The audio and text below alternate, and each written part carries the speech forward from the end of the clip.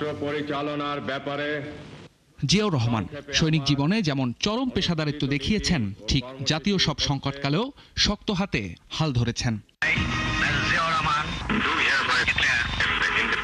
1971 সালের ২৬ মার্চ দিগ্ভ্রান্ত জাতিকে আলো দেখিয়েছিলেন এই জিয়াউর রহমান।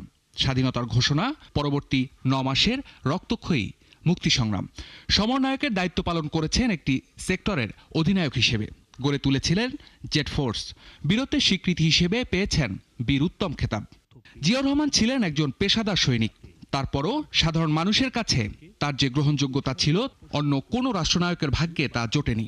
৭৫-এ দেশ যখন টালমাটাল অবস্থায়, অপশাসন, লুটপাট, অর্থনৈতিক অবস্থা যখন সম্পূর্ণ বিধ্বস্ত, রাজনৈতিকভাবে দিগ্ভ্রান্ত গোটা জাতি, ঠিক সেই সময় সিপাহী জনতার অভ্যুত্থানের মধ্য দিয়ে জাতীয় রাজনীতির মূল কেন্দ্রে চলে আসেন জিয়াউর রহমান।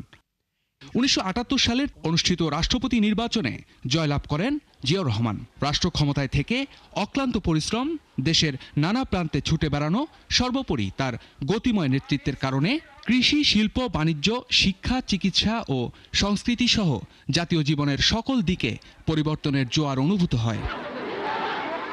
19৭৮ সালের ১ সেপ্টেম্বর বাংলাদেশ জাতীয়তাবাদী দল বিএনপির প্রতিষ্ঠাতাও তিনি। রাষ্ট্র পরিচালনায় ছিলেন মাত্র কয়েক বছর, তা সত্ত্বেও নিজ কীর্তিতে গণমানুষের হৃদয়ে স্থান করে নেন সাবেক এই রাষ্ট্রপতি।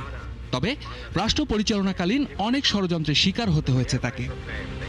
সবশেষ 19৮১ সালের ৩০ মে চট্টগ্রাম সার্কিট হাউসে এক ব্যর্থ সামরিক অভ্যুত্থানে জীবনাবসান হয় গণমানুষের প্রিয় এ নেতার। দেশ হারায় তার সূর্য সন্তানকে, আর জাতি হারিয়েছে দেশ গড়ার মহান নায়ককে। তবে দেশের ইতিহাসে বৃহৎ জনসমাগম ঘটে শহীদ প্রেসিডেন্ট জিয়ার জানাজায়। এর মধ্য দিয়ে প্রমাণ হয় কতটা জনপ্রিয় রাষ্ট্রপ্রধান ছিলেন জিয়াউর রহমান।